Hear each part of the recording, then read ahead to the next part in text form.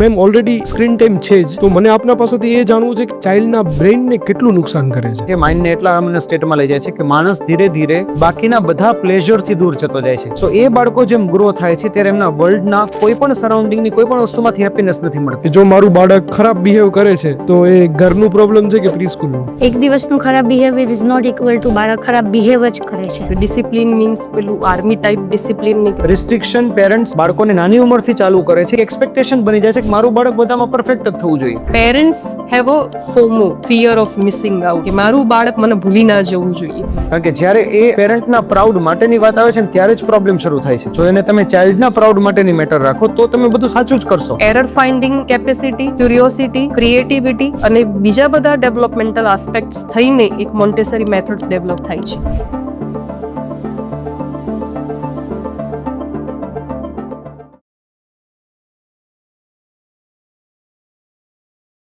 Ma'am આપણે pre school બાળકો અને પેરેન્ટ્સના બધા આસ્પેક્ટની બહુ ડિટેલમાં વાત કરી, પણ હવે વાત બાળકોના હેબિટ પર કરવી છે, કેમ કે એ પણ બહુ ડિસ્કશનનો અને ચિંતાજનક વિષય છે કે ખરાબ હેબિટ ફોર્મ થવી, સારી હેબિટ ફોર્મ થઈ.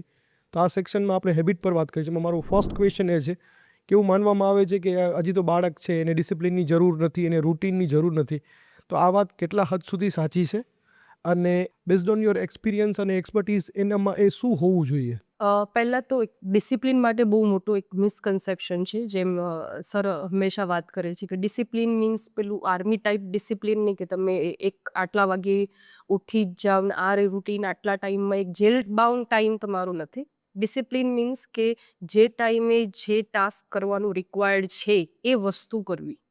તો દરેક હ્યુમન બિંગ ને દરેક લિવિંગ ઓર્ગેનિઝમ, ચાહે નેચર છે તો દરેકનું એક સ્પેસિફિક ટાસ્ક જે છે નેચરનું ગણ, તો ભાઈ સૂરજ છે તો ભાઈ એના ટાઈમે જ એ ઉગશે, કે રિવોલ્વેશન છે જો એમાં થોડુંક બી પ્લસ માઇનસ થાય છે, ફ્રેક્શન ઓફ સેકન્ડનો બી જો ફેરફાર થાય તો બહુ મોટી સુનામી આવે છે. So nature is also bound by discipline. તો આપણે કે નેચરથી અલગ તો છે નહીં. સો હ્યુમન બિંગ એક જ છે કે એને ડિસિપ્લિનને બહુ નેગેટિવ વેમાં લે છે. અને જેટલું નાનપણથી બાળક ડિસિપ્લિન શીખશે, ડિસિપ્લિન ઇન ધ સેન્સ કે એનું રૂટીન શીખશે. રૂટીન શું કે ભાઈ તમારું પર્સનલ હાઇજીન, ફિઝિકલ હાઇજીન, તમારી પ્રોપર એક ઇટિંગ હેબિટ્સ, તમારી એકેડેમિક હેબિટ્સ એ જેટલી વહેલા ફોર્મ થતી જશે એ મોર્નિંગ રૂટીન એ જ કે ફિઝિકલ ક્લિનલીનેસ છે કે ભાઈ bathing, brushing, cleanliness of body, તો એ પ્રોપર થવું જ જોઈએ. પછી અમુક ટાઈમે એને ઇટિંગ છે તો ઇટિંગની પણ એ સ્પેસિફિક ટાઈમ હોય કે ભાઈ આ ટાઈમે જ જમવાનું અને આટલું પૂરું કરવાનું. પછી આજે જે બહાર જોઈએ છે આખો દિવસ મમ્મીઓ વાડકા લઈને ફરતી હોય છે કિડ્સને ખવડાવવા માટે, that is also not a good habit. So એક જે રૂટીન લાઈફની ફિઝિકલ રિક્વાયરમેન્ટની હેબિટ છે એ જેટલી અર્લી એજમાં પોસિબલી ડેવલપ થાય એ બહુ જરૂરી છે. પછી આવે તમારી પર્સનલ હેબિટ્સમાં બી આગળ વાત કરો તો ભાઈ પર્સનલ તમારી વસ્તુઓની હેબિટ, કે મેં જ્યાંથી જે વસ્તુ લીધી છે એને પ્રોપર એ પ્લેસમાં મૂકવી. મારું જે ટાસ્ક છે એ એજમાં 2.5 to 6 years કે 2 years to 6 years એનું મારું શું ટાસ્ક છે, મારા એજ પ્રમાણેનું શું ટાસ્ક છે, તો એ ટાઈમે પૂરું કરવું. તે બાળકને ના ખબર હોય તો એઝ અ પેરેન્ટ એ તમારે એને ગાઈડ કરવું પડે. તો આપણે એક એક્ઝામ્પલ લઈએ કે ભાઈ મોર્નિંગથી રાત સુધીમાં એને શું કરવું પડે, કે પહેલાં સ્કૂલ જવા માટે રેડી કરવું પડે મેન્ટલી અને ફિઝિકલી બંને રીતે. કારણ કે કિડ્સ હજી ડેવલપમેન્ટલ સ્ટેજ પર હોય, સો એની જે લાઈક પોટીની હેબિટ હોય એ પણ આપણે ડેવલપ કરાવવી પડે, એની બાથિંગની હેબિટ બી ડેવલપ કરાવવી પડે, એની વસ્તુ કેરી કરી જવાની, વસ્તુ પાછી લઈ આવવાની, સ્કૂલેથી એને જે ટાસ્ક આપ્યું છે કમ્પ્લીટ કરવાનું, એના અસાઇનમેન્ટ્સ છે એ એના પ્રોપર ટાઈમે પૂરા કરાવવાના. તો સ્કૂલેથી આવ્યા પછી લંચ પછી દે નીડ નેપ ટાઈમ, તો એ પૂરો આપવો પડે. ઉઠ્યા પછી એનો પર્ટિક્યુલર ટાઈમ તમે સેટ કરો, ભાઈ આ ટાઈમમાં તારું ટાસ્ક પૂરું થઈ જાય, then you will have a play time. Then પછી તમારા ઇવનિંગ કોઈ કોર્સ રાખતા હોય, તમે હોબી ક્લાસીસમાં જવા દેતા હોય યા વોટ એવર એન્ટરટેનમેન્ટ માટે કિડ્સને મોકલતા હોય, તો એ તમારું એક રૂટીન ફિક્સ હોવું જોઈએ. રૂટીન ફિક્સ ના હોય એટલે કિડ્સ ઓલવેઝ ગેટ કન્ફ્યુઝ કે કયું ટાઈમે કયું ટાસ્ક પૂરું કરવું એને જ નથી ખબર. તો હું ખાવાનું 2 કલાક સુધી બી ખાઈ શકું છું, હોમવર્ક 3 કલાક સુધી બી રમતા કરી શકું છું. સો ના એ પ્રોપર એન્જોય કરી શકે છે, ના પ્રોપર જમી શકે છે, ના પ્રોપર ન્યુટ્રિશન્સ મળે છે, ના એનું ટાસ્ક પૂરું થાય છે, એટલે આખું ઘર ટેન્સમાં રહે છે. Right ma'am. મેમ હું એ સમજો કે ડિસિપ્લિન એટલે એ કોઈ એને નેગેટિવ ટર્મ્સમાં અથવા હેવી ટર્મ્સમાં લેવાની જરૂર નથી. એ બહુ સિમ્પલ છે અને બહુ જ જરૂરી છે. જરૂરી છે. સો એ ડેવલપમેન્ટ કરાવવા માટે એ વસ્તુને એક રૂટીન હેબિટ્સ થઈ જાય. આજે જેમ આપણને કોઈને બ્રશ કરતાં કરતાં સ્ટ્રેસ નથી આવતો, કારણ કે બહુ રૂટીન થઈ ગયું છે અને કોઈએ રિમાઇન્ડર નથી આપવું પડતું. તો એ જ વસ્તુ આપણે બાળકમાં કરવાની છે કે ભાઈ આજે ઘરે આવીને 4 o'clock મારે હોમવર્ક કમ્પ્લીટ કરવાનું છે. એ એટલું જ સિમ્પલ હોવું જોઈએ જેટલું તમારે બ્રશ કરવાનું કામ છે. પણ એ મેસેજ પાસ ઓન કરવાનું કામ પેરેન્ટ્સનું છે. એટલે તમે એ ડેવલપ કરાવવા માટે કારણ કે એને ટ્રેન કરી રહ્યા છો તમે, એના માટે ધીરે ધીરે અલગ અલગ ટેકનિક યુઝ કરી શકો, રિવોર્ડ્સ આપી શકો. રિવોર્ડ્સ તમે કોઈ મટીરિયલ વસ્તુમાં ના આપશો કે હું તને ચોકલેટ આપીશ કે તારો અડધો કલાક સ્ક્રીન ટાઈમ વધારી દઈશ. રિવોર્ડ તમે ઇમોશનલ વસ્તુઓમાં આપી શકો. એક હગ કિસ કરીને, okay I love my boy for completing the task on time. So એ પ્રોપર કમ્યુનિકેશનથી એક કેલેન્ડર બનાવી શકો કે how many times in a month he or she has completed the task on time. તો એના પરથી તમે ચલો કે આજે તે આખા મહિનામાં મેક્સિમમ ટાઈમ બધું કામ કમ્પ્લીટ કર્યું છે તો આપણે ફેમિલી પિકનિકમાં જઈશું. આજે હું 1 કલાક તારી સાથે વધારે ગેમ્સ રમીશ, street games, card game, board games. So mobile time avoid કરીને, મટીરિયલ વસ્તુથી અવોઇડ કરીને ઇમોશનલ બોન્ડિંગ વધી શકે એવા રિવોર્ડ્સ તમે આપી શકો. બહુ સારું લાગે છે. આપણે જ્યારે એમ કહીએ છીએ કે અર્લી એજમાં આપણે ડિસિપ્લિન ના શીખડાવી શકીએ, એક એજ ક્રાઇટેરિયા હોય છે જેમાં આપણે ડિસિપ્લિન છોકરાને શીખડાવવું જોઈએ. જ્યારે આપણે એઝ અ લેડી આપણે જ્યારે પ્રેગ્નન્ટ હોઈએ છીએ, ઘણી બધી વસ્તુ એમ કહે છે કે એ વોર્મમાં જ શીખે છે બાળક. તો એ એમ કે લેડી આ બિહેવ કરે તો એનાથી આ ઇમ્પેક્ટ આવશે, આ ડિસિપ્લિન આવશે. તો there is not a certain age to learn discipline. એ ગમે ત્યારે તમે શીખી શકો છો.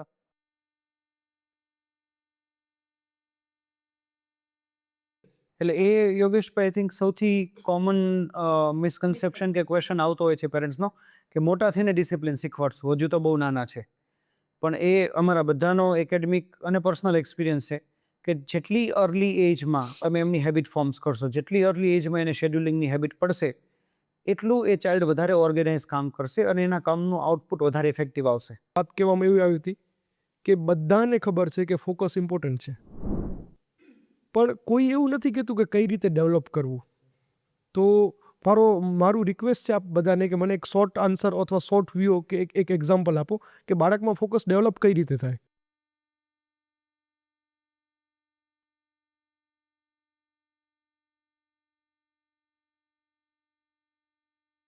પ્રી સ્કૂલ્સમાં તો સર ઇટ્સ વેરી ઇઝી. આપણે રૂટીનની એવી ઘણી બધી એક્ટિવિટીઝ કરતા હોય. ફોર એક્ઝામ્પલ, તમે એને બહુ નાનો ટાસ્ક આપ્યો કલરિંગ કરવાનો. ફોર એક્ઝામ્પલ, એક બાળકને એ વસ્તુ બહુ ગમે છે, એ વસ્તુ એને આપો, તમે એને કહો કે બેટા તમારે આ ટાસ્ક કમ્પ્લીટ કરવાનું છે, બ્લોક બિલ્ડિંગ છે, કોઈ પણ મટીરિયલ યુઝ કરવાનું છે, તો ફોકસ ત્યાંથી વધારે શરૂ થશે. અગર if you give them something which they like doing, ત્યાંથી ને સ્લોલી અને ગ્રેજ્યુઅલી એનું ફોકસ ડેવલપમેન્ટ. હા, યોગેશભાઈ, અહીંયા હું એડ કરવા માંગીશ. અમારી સ્કૂલમાં એક અમે કેમ્પેન ચાલુ કર્યું છે જે ZBM, ઝીરો બોડી મૂવમેન્ટ. તો દરેક ટીચર એના કોઈ પણ લેક્ચરમાં 1 minute, 2 minutes, 5 minutes as per the standard practice કરશે કે બાળકો કોઈ પણ પ્રકારની બોડી મૂવમેન્ટ વગર બેસે. સો આજના ટાઈમમાં જોવા જઈએ નો મેડિટેશન એ નહીં, બસ ખાલી તમારે હલવાનું નથી, એમ કોઈ પણ બોડી મૂવમેન્ટ વગર બેસવાનું છે. અને થાય તો તમે તમારા થોટ્સ ઓબ્ઝર્વ કરી શકો. ક્વોલિટી ઓફ ફોકસ નથી બિકોઝ ઓફ એમનામાં પેશન્સ નથી, because they are too much expose two screen.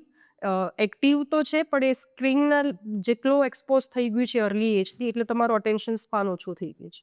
એટલે અટેન્શન સ્પાન વધારવાનું એક રીઝન એ છે કે તમારી બોડી મૂવમેન્ટ ઓછી થાય. એ ઓછી થશે તો તમે ધીરે ધીરે એજ પ્રમાણે છોકરાઓને થોટ્સ પ્રોસેસ કરવાનું શીખવાડી શકશો. પછી ધીમે ધીમે તમારું મેડિટેશનને શીખવાડી શકો. પછી ધીરે ધીરે એને કહી શકો કે ભાઈ તમે હાફ એન અવર સુધી તમે જે ટાસ્ક કરો છો એની પર જ ફોકસ કરો. પણ હાફ એન અવર સુધી ફોકસ કરવું, કોન્સન્ટ્રેશન કરવું એક બીજા દિવસે ત્રીજા દિવસે પોસિબલ નહીં થાય. સો આવી નાની નાની એક્ટિવિટીઝ થ્રુ કરી શકો. યોગેશભાઈ, એક ઇમ્પોર્ટન્ટ ઇનસાઇટ કહી શકે તો નાના બાળકો બાય ડિફોલ્ટ ફોકસ્ડ જ હોય છે. તમે કોઈ પણ ચાઇલ્ડને ઓબ્ઝર્વ કરો, આજે સપોઝ એ ચાઇલ્ડને ડ્રોઈંગ ગમે છે, તમે એને ક્રેયોન અને પેપર આપી દો, બધું છોડીને ચાઇલ્ડ એને આજુબાજુનો અવાજ નહીં નડે, એની આજુબાજુમાં કોણ છે નહીં નડે, એ મનસે ડ્રો કરવા. રાઈટ. એ જ બાળક જેના માટે પેરેન્ટ્સ ફોકસની કમ્પ્લેન કરે છે એ જ્યારે સ્ક્રીન સામે આવે છે ત્યારે એને કંઈ જ નથી નડતું. તો by default by birth child focused જ છે. એને આપણે ડિસ્ટ્રેક્શન ઇન્ટ્રોડ્યુસ કરીને આપણે ફોકસ હટાવી દીધું. એ ડિસ્ટ્રેક્શન્સ ઇન્ટ્રોડ્યુસ ના કરીએ અને એ કેરેક્ટરિસ્ટિક્સ જેને બાય બર્થ મળેલી છે એને એમને સાચવી રાખીએ. જો નેચરલી ફોકસ નથી તો આમાં ફોકસ ક્યાંથી આવ્યું? એટલે એ ક્વેશ્ચન જ નથી કે ચાઇલ્ડ ફોકસ હોય કે નહીં. ફોકસ્ડ બાય ડિફોલ્ટ બાળકોમાં હોય જ. આપણે ઇવેન્ચ્યુઅલી એમાં ડિસ્ટ્રેક્શન એડ કરીએ છીએ બિકોઝ આપણને ખબર નથી એટલે આપણે એડિશનલ એવી સિચ્યુએશન એડ કરીએ છીએ જે ફોકસ સ્લોલી લોસ્ટ કરે છે. સો આપણે એઝ એ પેરેન્ટ કોઈ પણ પેરેન્ટ એવું કરી શકે કે જે વસ્તુ બાળક કરી રહ્યું છે એના સરાઉન્ડિંગના ડિસ્ટ્રેક્શન પેરેન્ટ્સ ઓછા કરી નાખે તો એ વસ્તુમાં બાળક ફોકસ થઈ જશે. જમતી વખતે આજુબાજુમાં કોઈ ડિસ્ટ્રેક્શન આવે તો ચાઇલ્ડ જમવામાં ફોકસ થઈ જશે. ત્યારે વાત ના કરીએ, ત્યારે બીજા કોઈ ટોયઝ બાજુમાં ના હોય. રાઈટ. સ્ટડી કરે છે તો એની આજુબાજુમાં સાઉન્ડ નોઇઝ બીજું કોઈ એની પ્લેસ ફિક્સ હોય તો ભણવા માટે ફોકસ થઈ જશે. રાઈટ. સો ખાલી ડિસ્ટ્રેક્શન ઓછા કરવાથી નેચરલ જે કેરેક્ટરિસ્ટિક્સ છે એમને સચવાઈ રહેશે અને આ પ્રોબ્લેમ ક્રિએટ જ નહીં થાય.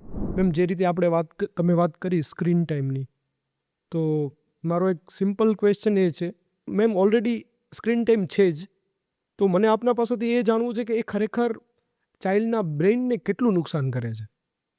સ્ક્રીન ટાઈમ ના હોવું જોઈએ તો બહુ જ ઇમ્પોર્ટન્ટ ડિસિઝન છે અમુક કન્ટ્રીઝે જે લીધું છે.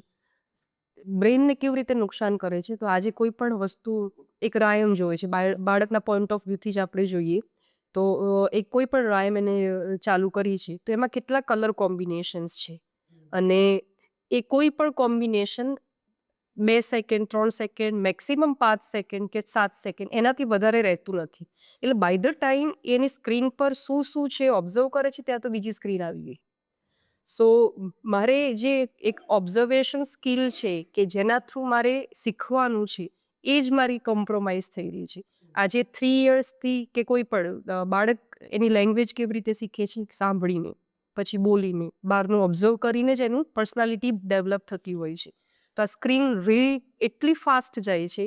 મારું 2 મિનિટની રાયમમાં પણ કેટલું કોમ્બિનેશન્સ ઓફ કલર્સ પિક્ચર્સ એટલું ફાસ્ટ ગ્રાસ્પિંગ એ ચાઇલ્ડનું નથી હોતું. તમારી થોટ પ્રોસેસ જ હજી તમે કંઈક વિચારું ત્યાં તો મારું એક કટ થઈ ગયું, ત્યાં બીજું હજી હું વિચારું છું ત્યાં કટ થઈ ગયું. એટલે એ તમારી કહેવાય ને ક્યુરિયોસિટી પૂરી નથી થવા દેતું. એટલે તમને હજી સેટિસ્ફેક્શન તો મળ્યું જ નથી. એટલે you keep consuming more and more. Young એજમાં બાળકને બને એટલું સ્ક્રીન ટાઈમ આપવો જ ના જોઈએ. બને તો 0 સ્ક્રીન ટાઈમ, બટ કદાચ પોસિબલ નથી તો તમે હાફ એન અવરથી વધારે સ્ક્રીન ટાઈમ ના આપવું જોઈએ. એ તમારી ક્યુરિયોસિટી સ્કિલ્સ કરી દે છે. સર આજે એક એક્ઝામ્પલ જે એ જ વસ્તુ કે રાયમ મને અહીંયા કલરફુલ લાગે છે. હવે મારી આજુબાજુ એટલા કલર્સ નથી કે એટલા કેરેક્ટર્સ ચેન્જ નથી થવાના. સો આ એક ઇમેજનરી વર્લ્ડ છે, આ રિયલ વર્લ્ડ છે. એટલે હું એ રિયલ વર્લ્ડ એક્સેપ્ટ નથી કરી શકતો. મને આ બોરિંગ લાગે છે તો હું શું કરીશ? એ વધારે એમાં હું રહું, એમાં જ મારું ઓન વર્લ્ડ હું ક્રિએટ કરું અને એનાથી બહાર આવવા માટે હું ટ્રાય જ નથી કરતો. એટલે જ આ બધાની જે સાઈડ ઇફેક્ટ કેમ છે, વચ્ચે અમુક ગેમ્સ કેમ બંધ કરવી પડી કે જેનાથી માણસો સુસાઇડ કરતા હતા. સો એ લેવલનું સુધીનું એક સાયકોલોજીકલ ઇમ્પેક્ટ બાળકના મગજ પર થાય છે. સમજો મેમ. અને મારો નેક્સ્ટ ક્વેશ્ચન હતું, તમે પહેલાંથી જ કહી દીધું કે એ પોયમ્સ જોઈએ છે તો પણ એ એટલી નુકસાનકારક જ છે. યસ, કારણ કે એ જે શીખવાની હતી કે આપણે કોઈ પણ રાયમ છે તો અથવા પોમ છે કે અથવા આપણું નાનકડું બાળગીત છે તો એની પાછળ નાનું મોટું સાયન્સ જોડાયેલું હતું કે ભાઈ આવ રે વરસાદ ગેબર્યું વરસાદ. તો એ ત્યાં વરસાદમાં રમવા માટેની બી એક મજા છે એ સમજાવતા હતા. અને આ વસ્તુ તમે ત્યાં જશો જ નહીં તો તમને ફીલ નહીં થાય. તમે જોની રેમ ગો હવેથી તમને ફિલિંગ નથી આવવાની. એટલે આપણી જે જૂની કવિતાઓ હતી એનામાં જ નેચર સાથે કે સોશિયલ કનેક્શન વાળી હતું હતી. એ અહીંયા મિસ થવાનું છે. અને સોસાયટી વગર તમે ઈચ્છો કે ના ઈચ્છો તમે સોસાયટી વગર સર્વાઈવ નથી કરી શકવાના. ન્યુક્લિયર ચાઇલ્ડ હશે તો પણ અનંત અંબાણીને બી સોસાયટી તો જોઈશે જ. So without society human can not survive. અને સોસાયટીમાં સર્વાઈવ કરવા માટે be you need human connection. એટલે એના માટે મોબાઈલ ના હોવો બહુ જરૂરી છે. મેડિકલી વાત કરી યોગેશભાઈ તો અત્યારે મેડિકલ ટ્રેન્ડ્સમાં મેં હમણાં જ કોઈ જર્નલમાં વાંચ્યું, રિસર્ચ ઓનગોઈંગ છે. તો જ્યારે કોઈ પણ માણસ કોઈ રીલ કે શોર્ટ્સ કન્ઝ્યુમ કરે છે ત્યારે આપણું બોડી આઈ થિંક એડ્રિનાલિન હતું, હોર્મોન જે સ્પેસિફિકલી માઇન્ડ પ્લેઝર સાથે એસોસિએટેડ છે, હોર્મોન રિલીઝ કરે. તો આપણે બંજી જમ્પિંગ કર્યું તો એ હોર્મોન રિલીઝ થાય, એ તમે નીચે આવો ત્યાં સુધીના ડ્યુરેશનમાં તમારા બોડીમાં સેટલ થાય એટલે તમને એક એક્સાઇટમેન્ટ લાગે. અરે તમે કોઈ એવું કામ કરો જેનાથી તમને હેપીનેસ મળે તો એ હોર્મોન રિલીઝ થાય. સો જ્યારે આપણે રીલ કે શોર્ટ્સ કન્ઝ્યુમ કરીએ છીએ ત્યારે એ હોર્મોન રિલીઝ થાય છે. પણ પ્રોબ્લેમ એ છે કે એ હોર્મોન સર્ટન અમાઉન્ટ જ આપણું બોડી કન્ઝ્યુમ કરી શકે. આખો દિવસ એ રિલીઝ થાય તો આપણું બોડી એને કન્ઝ્યુમ ના કરી શકે. સો જ્યારે આપણે આ શોર્ટ્સને રીલ કન્ઝ્યુમ કરીએ છીએ ત્યારે હોર્મોન રિલીઝ થયું, બોડીએ કન્ઝ્યુમ નથી કર્યું, ત્યાં બીજું આવ્યું, ફરીથી રિલીઝ થયું. 30 સેકન્ડમાં હજુ આપણું બોડી એને કન્ઝ્યુમ નથી કર્યું તો ત્રીજું આવ્યું, પાછું ફરીથી રિલીઝ થયું. તો એવું સ્ટેટ ઓફ માઇન્ડ આવે છે કે જે બોડીને એટલા હાર્મોનસ સ્ટેટમાં લઈ જાય છે, માઇન્ડને એટલા હાર્મોનસ સ્ટેટમાં લઈ જાય છે કે માણસ ધીરે ધીરે બાકીના બધા પ્લેઝરથી દૂર જતો જાય છે. એટલે સોશિયલ ઇફેક્ટ તમને આવે કે પૂજામાં મેં કહ્યું તમે સોસાયટીમાં એડજસ્ટ ના થઈ શકો, તમે ફ્રેન્ડ્સ ના બનાવી શકો. સો એ બાળકો જેમ ગ્રો થાય છે ત્યારે એમના વર્લ્ડના કોઈ પણ સરાઉન્ડિંગની કોઈ પણ વસ્તુમાંથી હેપીનેસ નથી મળતી. એટલે એ વધારે ને વધારે પેલા કન્ટેન્ટ તરફ જાય છે, લાઇક એન એડિક્શન. અને ઇવેન્ચ્યુઅલી સ્ટેટસ એવું આવે છે કે they like to be alone with phone. અને તમે વેસ્ટર્ન કન્ટ્રીના મોટાભાગના કિડ્સ જુઓ તો ધીસ ઇઝ મેજર ઇશ્યુ કે રૂમની બહાર નથી નીકળતા, સ્કૂલેથી આવે ને રૂમ બંધ, એનું આઈપેડ છે, એનું ટેબ્લેટ છે, એનો ફોન છે, એનું લેપટોપ છે, and they are till they go to bed they are on the same thing. It's because કે they are constantly consuming that. હવે એને લાઈફમાં કોઈ વસ્તુમાં ઇન્ટરેસ્ટ જ નથી. આ વસ્તુ ઇવેન્ચ્યુઅલી ટર્ન અપ કરે તમને લાઈફની કોઈ સક્સેસનું એન્જોયમેન્ટ નહીં મળે. સક્સેસનું એન્જોયમેન્ટ નહીં મળે એટલે તમે કોઈ વસ્તુ માટે કામ જ નહીં કરો. So eventually you come to a human being કે જે એની લાઈફમાં કંઈ કરવા માટે મોટિવેટેડ જ નહીં હોય. સો આ એક સાયકોલોજીકલ આસ્પેક્ટ છે. તો લર્નિંગ બાય ડિફોલ્ટ એ બાળકોનું સ્લો અથવા સ્ટોપ થઈ જાય છે કે એને લર્નિંગમાં મજા નથી આવતી, એને સ્ટડીઝમાં મજા નથી આવતી, એને પહેલાંમાં જ મજા આવે છે. તો એવડી મોટી સોશિયલ અને સાયકોલોજીકલ ઇમ્પેક્ટ છે એની કે એટલા માટે જ 0 screen time is advisable till your 10 years of age. અને એ જો પેરેન્ટ્સ કરે તો આઈ થિંક એમના બાળકો માટે સૌથી મોટી ગિફ્ટ હશે. એમાં એક જે આપનો પોઈન્ટ કે આર્ગ્યુમેન્ટ આવી કે ભાઈ નથી થતું, આપણે બિઝી છીએ, ખાલી એટલું જ ક્વેશ્ચન છે, આપણા ચાઇલ્ડહુડમાં ફોન નહોતા, મોટા થઈ ગયા. જ્યારે બાળકને તમે સ્ક્રીનથી દૂર કરી દો છો અને તમે બાળકને દૂરથી ઓબ્ઝર્વ કરો, બાય ડિફોલ્ટ એ કોઈ વસ્તુમાં એંગેજ થઈ જશે. તમારે કંઈ જ નથી કરવાનું, તમારે કંઈ આપવાનું નથી, તમારે એને સ્ક્રીન લઈને ટોય આપવાની બી જરૂર નથી. ખાલી પેરેન્ટ્સને એટલું જ કરવાની જરૂર છે કે લઈ લો. કોઈ બાળક 1 મિનિટ પણ ફ્રી બેસી નથી શકતું, એ એનો નેચર છે, એ બાળપણ છે. તો તમે ખાલી સ્ક્રીન લઈ લેશો તો બીજી કોઈ વસ્તુમાં ઓટોમેટિકલી ઇન્ક્લુડ થઈ જશે. કદાચ ટેન્ટ્રમ કરશે કે એને એટલું પ્લેઝર નહીં મળે, એટલી મજા નહીં આવે, તો થોડો ટાઈમ માટે કદાચ ટેન્ટ્રમ કરશે. પણ જો તમે એઝ એ પેરેન્ટ એમાં ફર્મ રહેશો અને સ્ક્રીન લઈ લેશો તો એ ઓટોમેટિકલી પોતાની એક્ટિવિટી માટે, પોતાની હેપીનેસ માટે ક્યાંય ને ક્યાંય ઇન્વોલ્વ થઈ જશે અને જે એના ફિઝિકલ, સાયકોલોજીકલ અને ઇમોશનલ ડેવલપમેન્ટ માટે સારી જ હશે. મારા કરિયરમાં મેં જોયેલું છે, અમારા રિપોર્ટ્સ જે હોય એનામાં એવું કહેવામાં આવતું કે તમે રીલ ક્રિએટ કરો છો તો you have 5 second to hook, અને જે લાસ્ટ 2-3 યર્સથી એવું કહેવામાં આવે છે કે you have 3 second to hook. તો this is something very serious. Actual attention span 20 seconds હતો બિફોર કોવિડ, કે જ્યારે એક નોર્મલ હ્યુમન બિંગ કોઈ પણ વસ્તુ પર 20 સેકન્ડ ફોકસ કરી શકે વિધાઉટ એની અધર થોટ. અત્યારે 7 સેકન્ડ છે, એટલે 1/3 થઈ ગયો ઓલરેડી. અને ઇફ ધીસ કન્ટિન્યુઅસ પ્રોબેબલી તમે કહો છો એવું હુક તો અલગ વસ્તુ છે, પણ રૂટીન 3 સેકન્ડ થઈ જશે. પણ જો ઓલરેડી હેબિટ ફોર્મ થઈ ગઈ હોય બાળકોની, તો કોઈ એવા કેસ સ્ટડી છે કે જ્યાં એ ટર્ન આઉટ થયા હોય પોઝિટિવ ડિરેક્શનમાં? અને સિમ્પલ આપણા સરાઉન્ડિંગ પણ જોઈએ તો અમે રૂટીનમાં એવા ઘણા બાળકો જોયા છે કે કોવિડના 2 વર્ષમાં જ્યારે કમ્પલસરી ઓનલાઈન એજ્યુકેશન હતું ત્યારે બાળકો એજ્યુકેશનની સાથે બીજું બધું ચાલુ કરીને ભણી લેતા. અને એ બાળકો 2 વર્ષ પછી સ્કૂલમાં આવ્યા તો ભણવા માટે રેડી નહોતા, બિહેવિયરલ ઇશ્યુઝ હતા, 6-1 મહિના એમને ક્લાસરૂમમાં અટેન્શન નહીં, ભણવાની મજા ના આવે. પછી જે પેરેન્ટ્સ આ વસ્તુ સમજી શક્યા અને એમને કમ્પલસરી સ્ક્રીન બંધ કરી દીધી, within 6 to 8 months, within a year we saw કે બાળકો પાછા એ જ લેવલ ઓફ એન્થુઝિયાઝમ, એક્ટિવિટી, એ જ લેવલ ઓફ લર્નિંગ પર જતા રહ્યા. સો એ રૂટીનમાં જોવામાં આવેલી વસ્તુ છે. અને એવા પ્રોબેબલી થાઉઝન્ડ્સ ઓફ એક્ઝામ્પલ હશે કે જ્યાં પેરેન્ટ્સે સ્ટ્રિક્ટલી આ વસ્તુ બંધ કરી અને બાળકને થોડા ટાઈમ પછી, it will not happen in a week, હા વીક 10 દિવસની વાત નથી, પણ જો પેરેન્ટ્સ ફર્મ રહે over the period of time એ બાળક પાછું એ જ ક્રિએટિવિટી, એ જ હેપીનેસ કે એ જ ઇન્વોલ્વમેન્ટ સાથે એંગેજ થાય છે. મારું નેક્સ્ટ સેગમેન્ટ છે મોન્ટેસરી સિસ્ટમ. તો મોન્ટેસરી સિસ્ટમ મેથડ આમ ખરેખર ખરેખર છે શું એ હું આપને પૂછીશ મેમ. તો મારા પ્રમાણે મોન્ટેસરી એટલે કે તમારે એને તક આપવાની, ભણવાની તક આપો, તમે એને સેન્સરી મેથડથી ને સમજવાની તક આપો, અલગ અલગ મટીરિયલ્સ આપો, તો this is what is Montessori. એટલે તમે એને કંઈ ટ્રિક્સ બેસાડી દો તો એ પોતાની રીતે શીખવા હોય એવું. જી અને એમાં એ પણ અલગ અલગ મેથડ્સ હોય સર. દેર આર ટાઈમ્સ કે એ લોકોને ફિક્સ રીતે બેસવું એ પડે, પણ દેર આર ટાઈમ્સ કે એ લોકોને ફ્રી ટાઈમ પણ મળે કે જ્યાં એ લોકો એક્સપોઝર એને મળી શકે, એ એક્સપેરિમેન્ટ કરી શકે. જ્યારે એક્સપેરિમેન્ટ કરીએ ત્યારે આપણને થોડા વધારે ક્વેશ્ચન્સ આવે કે મેમ આ કેવી રીતના થયું, મમ્મી આ કેવી રીતના થયું, પાપા આ કેવી રીતના થયું. તો અગર એ એક્સપેરિમેન્ટ કરશે જ નહીં, આપણે એની તક જ નહીં આપીએ, તો એને કોઈ વાર એના પછીની કે એના બીજા પણ કોઈ આઉટપુટ્સ હોઈ શકે કે બીજા પણ કોઈ યુઝીસ હોઈ શકે, કોઈ વાર સમજમાં નહીં આવે. પહેલાં કેવી રીતે અપ્લાય કરીએ છીએ પહેલાં હું થોડું મોન્ટેસરી મેથડમાં થોડું એડ કરવા માંગીશ કે ડૉક્ટર મારિયા મોન્ટેસરી જેમને આ મોન્ટેસરી પ્રોગ્રામ ચાલુ કર્યો હતો, તો શી હરસેલ્ફ ઓબ્ઝર્વડ પીડિયાટ્રિશિયન હતા. એની હિસ્ટ્રી એવરીબડી ઇઝ અવેર, અને એમાંથી એ ચાઇલ્ડ સાયકોલોજી પોતે ભણ્યા વગર એને ઓબ્ઝર્વ કરીને, કિડ્સને ઓબ્ઝર્વ કરીને એક પ્રોગ્રામ ચાલુ કર્યો કે જે એજ્યુકેશનલ પ્રોગ્રામ નહોતું પણ ચાઇલ્ડ ડેવલપમેન્ટલ પ્રોગ્રામ હતો. એમને અલગ અલગ સેગમેન્ટમાં ડિવાઈડ કર્યું. એમાંથી ફ્યુ સેગમેન્ટ્સ તમે કહી શકીએ કે તમારું બેઝિકથી ચાલુ કરો, તમારું ફિઝિકલ ડેવલપમેન્ટ, બાળકનું મેન્ટલ ડેવલપમેન્ટ, બિહેવિયરલ ડેવલપમેન્ટ, એનું કમ્યુનિકેશન સ્કિલ, એની સેન્સરી સ્કિલ, એના social emotional skills, academic development. So એવા ડિફરન્ટ આસ્પેક્ટ્સને કવર કરીને એને એક પ્રોગ્રામ બનાવ્યો. એ મોન્ટેસરી મેથડ્સ થઈ. એમને ક્યારે કોઈ ફિક્સ કરિક્યુલમ આપ્યો નથી, પણ એ જ બિહેવિયર એ જ પ્રમાણે 2.5 વર્ષથી 6 વર્ષના બાળક માટે ડેવલપમેન્ટલ એરિયા શું જોઈએ અને એ માટે તમારે કઈ કઈ વસ્તુઓ જોઈએ, એને શું મટીરિયલ જોઈએ, એન્વાયરમેન્ટ્સ જોઈએ, એ માટે થઈને એને ખાલી એક ગાઈડલાઈન આપી.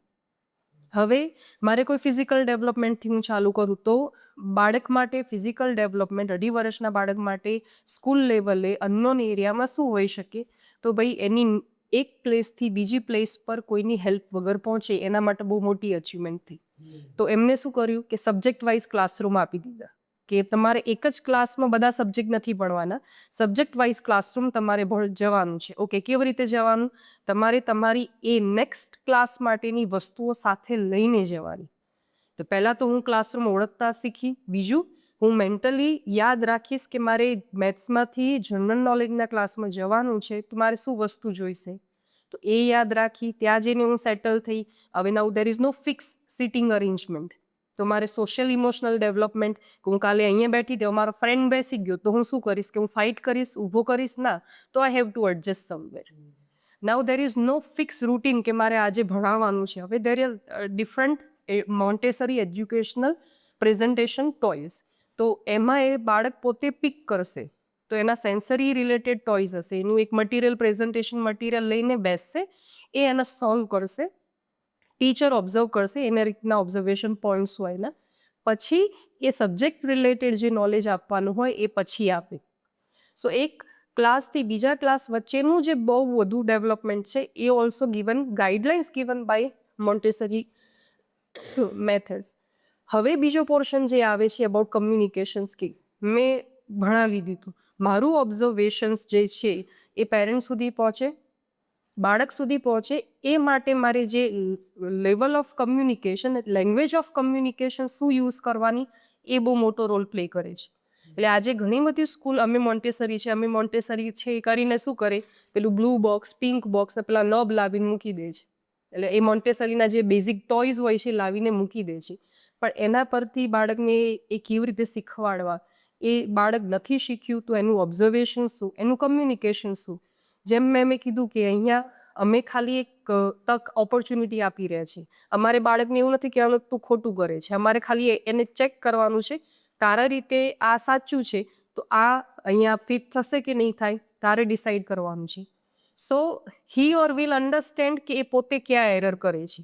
ટીચર નહીં કે આ તે ખોટું કર્યું, તને લાગે છે આ સાચું છે, ઓકે તો આ કેમ ખોટું છે.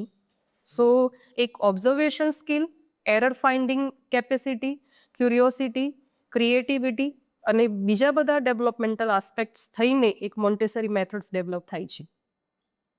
મેમ મારા 2 નોટ છે જે મને બહુ ઇન્ટરેસ્ટિંગ લાગ્યા કે અલગ અલગ જગ્યામાં શિફ્ટ થવું એ પણ કેટલી સરસ સાયકોલોજીકલ લર્નિંગ આપે છે. અને બીજું કે ધેર ઇઝ નો રોંગ, એ પોતાની રીતે શીખે છે. તો આ બે બ્યુટિફુલ થોટ્સ મને લાગે છે. મારું પેનલને ક્વેશ્ચન એ છે કે નોર્મલ સ્કૂલ અને મોન્ટેસરી સ્કૂલ વચ્ચે ફરક શું છે? મોન્ટેસરી શું અચીવ કરવા માગે છે કે 2.5 વર્ષ કે 3 વર્ષથી લઈને 6 વર્ષની એજ સુધી મેજોરિટી બ્રેન ડેવલપમેન્ટ આ એજમાં થાય છે. એ એજમાં પણ કારણ કે જો મારું એ 90% બ્રેન 3 વર્ષમાં ડેવલપ થાય છે, મતલબ એવરેજ ગણો તો 1 વર્ષમાં 30% મારું બ્રેન ડેવલપ થયું, 1 મહિનામાં મારું બ્રેન આશરે 2.5 થી 3% ડેવલપ થયું મારી આખી લાઈફના. સો ડેઇલીનું ડેવલપમેન્ટ મારું પર્સન્ટેજમાં છે મારા બ્રેન ડેવલપમેન્ટના. તો આજે મોન્ટેસરી મેથડ એમ કે છે કે એવું નથી કહેતું કે નર્સરીનો ક્લાસ અને જૂન મંથ એટલે આ ભણાવો.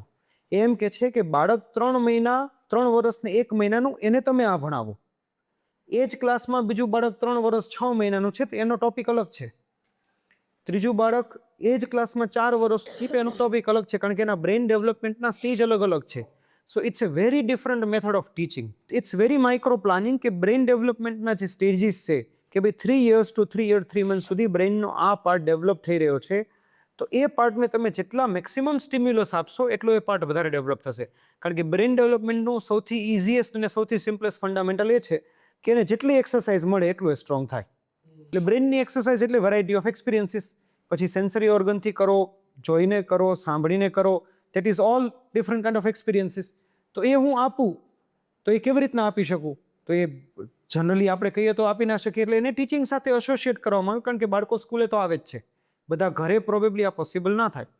રાઈટ, એવી રીતના એક્ટિવિટી કરવામાં આવે તો એ મારા બ્રેન ડેવલપમેન્ટને બૂસ્ટ કરે છે, અને એ મોન્ટેસરી મેથડ છે. સો એસેન્શિયલી 3 years to 6 yearના એવરી 3 monthsની રેન્જ પર, કે 3 year to 3 month, 3 year to 6 months, 3 years 9 months and 4 year, 4 year 3 months, 6 months, 9 months, 12 months, likewise જે ડ્યુરેશનમાં જે પોર્શન ઓફ બ્રેન ડેવલપ થાય છે એના રિલેટેડ એકેડેમિક્સ બાળકોને આપવામાં આવે. એટલા માટે મોન્ટેસરી ક્લાસીસમાં ક્લાસરૂમ્સ નથી હોતા લાઈક આપણે જેવા હોય છે, જગ્યાએ સબ્જેક્ટ રૂમ હોય છે. એટલા માટે બાળકોની મૂવમેન્ટ હોય છે, એટલા માટે બાળકોને ફિક્સ સિલેબસ ભણાવવામાં નથી આવતો બધા ચલો આ ભણો, અને બધાને અલગ અલગ ઓપ્શન આપવામાં આવે છે કે જે બાળકને જે સ્કિલથી, જે ઓર્ગનથી, સેન્સ ઓર્ગનથી ભણવું હોય એ સેન્સ ઓર્ગનથી જો એ સ્ટડી કરશે તો એના બ્રેનને વધારે સારું સ્ટિમ્યુલસ મળશે. સો એ એસેન્શિયલી મોન્ટેસરી સ્કૂલ અને રેગ્યુલર સ્કૂલને ડિફરન્શિએટ કરે છે બાય ટ્રેન ટીચર્સ કે જે આ સમજી શકે. કારણ કે ઇવન લાઈક સપોઝ હું મોન્ટેસરી ટ્રેન્ડ હોય પણ જો મારો સ્ટાફ મોન્ટેસરી ટ્રેન્ડ નથી તો એ આ ડેપ્થને નહીં સમજી શકે. એ ખાલી એવું સમજશે કે મારે આ ટોપિક ભણાવી દેવાનો છે ને આ ટોય લઈ લેવાનું છે, પણ એ મોન્ટેસરી નથી. આટલા મહિનામાં આ બ્રેન Yes. પાર્ટ ડેવલપ થાય છે, એના માટે આ એક હા. છે. અને એનું ઇમ્પોર્ટન્સ શું છે? એટલે ટીચરનું સુપરવિઝન, ઓબ્ઝર્વેશન, એ માઇક્રો પ્લાનિંગ દરેક એક્ટિવિટીનું, that's what makes Montessori school extremely successful. અને એ એકચ્યુઅલ મોન્ટેસરી સ્કૂલ છે, નહીં કે જસ્ટ મોન્ટેસરી ટોયઝ હોવા કે ખાલી ટાઇટલ લખી દેવું. પણ જે આવું માઇક્રો પ્લાનિંગ જોવા મળે then you will see કે this is a real Montessori school. Sir, કોઈ એવું ઇન્સિડન્ટ શેર કરી શકીએ કે મોન્ટેસરી મેથડથી કોઈ બ્યુટીફુલ એક્ઝામ્પલ સેટ થયા હોય? એમાં એકચ્યુઅલ ઇન્સિડન્ટ્સ જે અમારી સ્કૂલમાં થયું હતું, અને મને આ ઇન્સિડન્ટ્સ બહુ યાદ એટલા માટે છે કે બહુ ડિફિકલ્ટ હતો અમારી માટે. હું ચાઇલ્ડનું નામ નહીં લઉં, બટ વી ગોટ એડમિશન કે એમના senior siblings they were part of our school, અને એ ચાઇલ્ડનું એડમિશન એમને પહેલાં બીજી કોઈ પ્રી સ્કૂલ્સમાં લીધું હતું, and they wanted to shift here. પણ અમારી સ્કૂલ થોડી મોન્ટેસરી માટે જે ટ્રેન્ડ સ્કૂલ છે એ સિટીથી દૂર છે, એટલે એમનો કન્સર્ન હતો કે મારું આ યંગ એજમાં અહીંયા મોકલવું કે ના મોકલવું. એટલે એમનો પ્રોબ્લેમ સ્પેસિફિક અમને કીધું કે મારું બાળક બેસતું નથી, લખતું નથી, સ્લીપિંગ લાઇન, સ્ટેન્ડિંગ લાઇન પણ નથી કરી શકતું, એટલે મારો પ્રાઇમ ફોકસ છે કે એ લખતું થાય. સો અમે એમને કીધું કે હું તમને ગેરંટી નથી આપતી કે લખતું થશે, બટ હા એનું નોલેજમાં ક્યાંય કોમ્પ્રોમાઇઝ નહીં થાય. But what we identified very hyper child, ADHD child, so એને ક્લાસમાં રાખવું was a very big challenge for us. So as per the guidelines by Montessori methods, so slowly every day we started introducing him different material of writing. So એક દિવસ pink કલરના જે sticky notes હોય એ આપ્યા, તો પહેલાં ફાડીને ફેંકી દીધા એને. બીજા દિવસે જે થોડા ડિફિકલ્ટ હોય ફાડવામાં એવી રીતના ચાર્ટ પેપરના પીસીસ આપે, and we gave them a chalk. So he started scribbling. પછી અમારી વોલ્સ પેઇન્ટ છે કે જ્યાં વોલ ઉપર બાળકો સ્ક્રિબલ કરી શકે. So we give him number of colour of chalks. તો એને સ્ક્રિબલ કરવાનું સ્ટાર્ટ કર્યું. ઓરલી તો હી વોઝ વેરી એક્ટિવ. તો જે પણ અમે ઓરલ કમ્યુનિકેશન કરતા હતા એ સ્ક્રિબલિંગ સાથે કરતો હતો. સો ધીરે ધીરે ફ્રોમ ધીસ પેજ ટુ ધીરે નાની એક સ્ટીકી નોટ પર એ લખતા થયો. અને બાય ધ ટાઈમ 3 મંથ્સમાં એ નોટબુકમાં પ્રોપર હેન્ડરાઇટિંગ સાથે બીજા કિડ્સની પેરેલલ થઈ. So when he got what he needed, કે એની એક બીકોઝ હાઇપર એક્ટિવ ચાઇલ્ડ હતું એટલે એને એવી એક્ટિવિટી જોઈતી હતી કે જ્યાં એની નીડ સેટિસ્ફાય થાય. સો એનર્જી કંટ્રોલ્ડ થઈને એક પ્રોપર ડિરેક્શનમાં જાય. સો ક્લાસરૂમ ચેન્જ કરવા, એટલે એવરી ટાઈમ ચેલેન્જ હોય તો હી વોઝ વેરી હેપી કે હા મને બીજી ચેલેન્જ મળી, મને ત્રીજું ચેલેન્જ મળ્યું. He was very intelligent, so he always looking for the challenge. So any challenge જેટલી એને જોઈતી હતી એ મળવા માંડી. સો એ ઓટોમેટિકલી વિદાઉટ ટીચર્સ ઇન્ટરફિયરન્સ, કોઈ પનિશમેન્ટ નહીં, કોઈ કમ્યુનિકેશન નહીં કે તું આવું છે, તું જિદ્દી છે, તું બહુ એક્ટિવ છે, એ ધીરે એ સેટલ થઈ ગયો. And this is today right now that child is in third or second grade ICSE and he is as intelligent as the society requires. મોન્ટેસરીના બેનિફિટ્સની વાત કરીએ યોગેશભાઈ, તો અમારી પાસે છેલ્લા 3 વર્ષના મેજર એક્ઝામ્પલ છે. અમારી બ્રાન્ચીસ ઓફ પ્રી સ્કૂલ છે. એટલે જ્યારે અમે મોન્ટેસરી સ્ટાર્ટ કર્યું ત્યારે જસ્ટ અહીંયા ગ્લોબલ સ્કૂલના પ્રી સ્કૂલથી સ્ટાર્ટ કરેલું, અને બીજી બ્રાન્ચમાં અમારે જોવું હતું કે હજી એકચ્યુઅલી કેવું ચાલે છે, માર્કેટ એક્સેપ્ટ કરશે કે નહીં, પેરેન્ટ્સને આ વસ્તુ નવી છે, બધાને સમજાશે કે નહીં. So first 2 years we started here. હવે જ્યારે કિડ્સ ફર્સ્ટ સ્ટાન્ડર્ડમાં આવે તો ફર્સ્ટ સ્ટાન્ડર્ડના અમારે અરાઉન્ડ 6-7 ડિવિઝન્સ થાય. સો એક ડિવિઝન અમે ઇનિશિયલી ખાલી મોન્ટેસરીવાળા બાળકોનું રાખ્યું to experiment and to understand કે એકચ્યુઅલી કમ્પેરિઝનમાં ક્યાં છે, કારણ કે બધા અલગ પ્રી સ્કૂલમાં હતા તો આમ કમ્પેરિઝન પોસિબલ નથી. અને when we observe that we realize કે એ એક ડિવિઝન કે જે મોન્ટેસરીના કિડ્સનું હતું, in every competition, in examinations, in most of the activities એ બાકી બધા કિડ્સને સરપાસ કરતા હતા. તો જે આપણે વાત થઈ ને કે બેમ્બુ જેમ એક બેઝ સેટ થાય, that's what we saw in grade 1, in grade 2 and grade 3, કે most difficult level of concept એ બહુ ઇઝીલી સમજી લેતા હતા. એમને કોઈ પણ ઇન્સ્ટ્રક્શન આપવામાં આવે તો એનું ફોલો થ્રુ પ્રોપરલી થતું હતું. કોમ્પિટિશન્સ એક્ટિવિટીઝને એ લોકો બહુ જ ચેલેન્જિંગ, પોઝિટિવલી ચેલેન્જિંગ વેમાં લઈને પ્રિપેરેશન કરતા હતા. સો એક લાઈફ સ્કિલ, એક કમ્પ્લીટ ડેવલપમેન્ટ જે રીતના થવું જોઈતું હતું એ વી હેવ સીન. અને ડિવિઝન્સના ડિવિઝન, એમ એવું નહીં કે 2-4 બાળકો, 30 બાળકોના 3-3, 4-4 division we have seen to them to grow અને much better as compare to anybody else. So that's essentially what Montessori can create, કે માસમાં બહુ જ ઇન્ટેલિજન્ટ બાળકો, બહુ જ એબલ બાળકો પ્રોડ્યુસ કરવા. And it's very simple. અને most important thing that we like is, અમે કોઈ પણ પ્રી સ્કૂલમાં જઈએ, બધી અમારી જ પ્રી સ્કૂલ છે, સિટીમાં હોઈએ, અહીંયા હોઈએ, પણ when we see this children, તે એન્જોય ઇટ સો મચ, કે ભાઈ બહુ મજા આવે છે, ભણવાની મજા આવે છે. પેરેન્ટ્સ આવે તો એમને એવું થાય છે કે મારા ચાઇલ્ડમાં I see tremendous change in very little time. અને એના એટલા બધા ફીડબેક્સ, એટલા બધા રિવ્યૂઝ અમને રૂટીનમાં મળે છે કે that's what made us realise કે હવે અમે બધી બ્રાન્ચમાં અપ્લાય કરીને that we eventually started doing.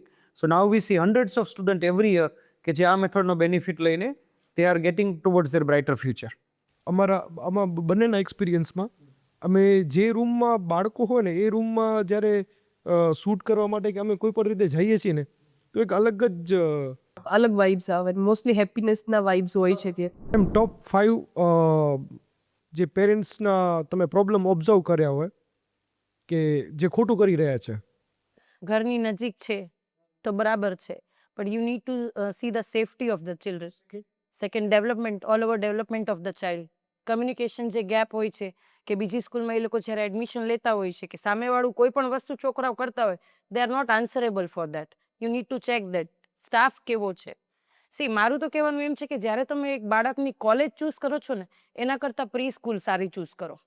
The reason behind કે મોરલ વેલ્યુઝ છે, જે ડિસિપ્લિન છે, જે એ લોકોને શેરિંગ છે, કેરિંગ છે, એ બધી વસ્તુ તમે આ પ્રી સ્કૂલમાં શીખડાવી શકો. કે તમે 20 વર્ષ કે 17 વર્ષના બાળકને આ વસ્તુ શીખડાવવા જશો તો they are not ready to accept that. આ બહુ સારી અક્રીમી. બીજું કોઈ સર મેમ પેરેન્ટ્સના મને જે પ્રોબ્લેમ ટોપ પ્રોબ્લેમ છે ને મારા જે અમે ફેસ કરીએ છીએ ને બહુ બે એક્સ્ટ્રીમ લેવલના પેરેન્ટ્સ આવે છે. એક જે બહુ એકેડેમિકલી એનગ્રોસ્ડ થઈ ગયા છે કેટલું લખાવશો, લખતા કેટલું આવડશે, ABCD કેટલી પૂરી કરાવશો, ટેસ્ટ કેટલી લેશો, એ કેટેગરીના પેરેન્ટ છે. સામે બીજી એનાથી એક્સ્ટ્રીમ કેટેગરીના છે, જરાય સ્ટ્રેસ મારા બાળકને ના આવવું જોઈએ, આવીને રમવું જોઈએ, હેપી થવું જોઈએ. સો આ બંને એક મિક્સ છે અને મિસકન્સેપ્શન છે. ક્યારેય તમે સ્કૂલે બાળકને ખાલી રમવા માટે નથી મોકલતા, નહીં તો તમારે એના માટે એન્જોયમેન્ટ પાર્ક છે અને બાકીના પાર્ક્સ છે અથવા ઘરે તમે રમાડી શકો. School is not the place just for the kids just to play. They will learn while playing, but learning portion તો હશે જ. અને writing is also not at all priority. કોઈ પ્રી સ્કૂલની પ્રાયોરિટી ના હોય, ટેસ્ટ ક્યારેય પ્રાયોરિટી ના હોય, એ અસેસમેન્ટ હોય. મેમ મને ખરેખર એવું લાગ્યું કે આ મારી ને મારા વાઈફની જ વાત છે. એક સાઈડ તમે છો, એક સાઈડ તમારા વાઈફ છે. કે હું એક જ વાર મેં વિઝિટ કરી હતી પ્રી સ્કૂલ અને મેં એવું કીધું હતું કે આ મારું બાળક ડરવું ન જોઈએ મેમ પ્લીઝ. અને મારી વાઈફ કે હજી આ સ્ટ્રેટ લાઈન નથી આવડી, હજી આ નથી આવડ્યું, પેલીની મમ્મીને તમે આ કહેતા હતા હવે આને આ કરાવો, ને એ બધું ઓબ્ઝર્વ કર્યું. આજકાલના પેરેન્ટ્સને એવું લાગે છે કે મારું બાળક જો ખાલી લીટા કરી લે ને that is also creativity. Right? So parents have to understand કે બાળક કંઈ પણ કરે એ ક્રિએટિવિટી નથી. ક્રિએટિવિટી ત્યારે કહેવાય જ્યારે સ્ટ્રક્ચર્ડ હોય, જ્યારે કન્સિસ્ટન્ટ હોય. બીજું, પેરેન્ટ્સ થિંક કે બાળકને જે કરવું હોય ને બધું કરવા દો. That is also wrong. બાળકને ડિસિપ્લિન એન્વાયરમેન્ટની આપણે વાત કરીએ છીએ, હેબિટ ફોર્મિંગની વાત કરીએ છીએ, તો જો તમે બાળકને જે કરવું છે કરવા દેશો તો એ બધું તો થશે જ નહીં. સો બાળક કંઈ પણ કરે તો ક્રિએટિવિટી છે, કંઈ પણ પરફોર્મન્સ એ સારું જ છે. રાઈટ? કોઈ પણ બાળકને કરવું હોય એમ જ કરવા દો, એમાં એને ના રોકટોક કરવી, એ ફ્રી રહેશે તો એટલું ખીલશે ના એવું નથી. રાઈટ? એ બધી એ અનનેસેસરી ઇન્ફ્લુઅન્સની વસ્તુઓ છે જે અલ્ટિમેટલી બાળકના ગ્રોથને હેમ્પર કરે છે. એજ્યુકેટેડ અને financial well to do parents છે તો એને એસેન્શિયલી એવું કરવું જોઈએ કે જો તમારે બાળકમાં ખરેખર ક્રિએટિવિટી ડેવલપ કરે છે તેના માટે એને ગાઈડ કરો, સ્ટેપ બાય સ્ટેપ ગાઈડ કરો કે ભાઈ રાઇટિંગમાં ક્રિએટિવિટી જોઈએ છે, સ્પીકિંગમાં જોઈએ છે, ડાન્સમાં જોઈએ છે, મ્યુઝિકમાં જોઈએ છે, તો એના માટેના નેસેસરી કોચિંગ, એના માટેના નેસેસરી ગાઈડન્સ આપો. કોચિંગ ના લો તો કંઈ નહીં. જો તમારે બાળકને ફ્રીડમ આપવી છે તો ફ્રીડમ ઓફ એક્સપ્રેશન આપો. Right? Freedom of doing things by them own આપો, પણ કંઈ પણ કરવું એને ફ્રીડમ ના કહેવાય. રાઈટ? એનાથી સોસાયટી કે બાળકનું કોઈનું ડેવલપમેન્ટ નથી થવાનું. સો આ બે વસ્તુ એઝ એ મોડર્ન પેરેન્ટ્સને, પર્ટિક્યુલરલી વેરી યંગ પેરેન્ટ્સમાં સૌથી મોટો ઇશ્યુ અત્યારે એવો આવે છે અને બંને એક્સ્ટ્રીમ વાળો છે. So we can probably take care of this. સાચા રિસોર્સ અને ખોટા રિસોર્સ વિશે થોડી એવી માહિતી આપો જેનાથી પેરેન્ટ્સને હેલ્પફુલ.